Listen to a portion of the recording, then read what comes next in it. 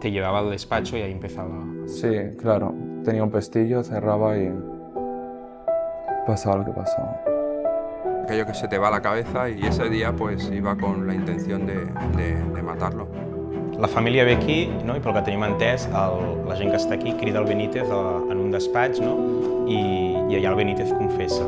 No és així. Confessar és una paraula molt forta. El que fa és reconèixer que ha passat alguna cosa. I estic anant cap a Terrades, població del Benítez. Estem parlant de masturbacions, estem parlant de fel·lacions, estem parlant de penetracions, estem parlant, en el fons, de violacions de nens que tenen edats entre 6 i 14 anys, durant 40 anys consecutius en 3 col·legis. Això és crimen en sèrie, no?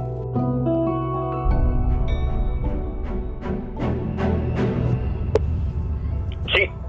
¿Hola? Sí, hola. ¿Joaquín? Sí, dime.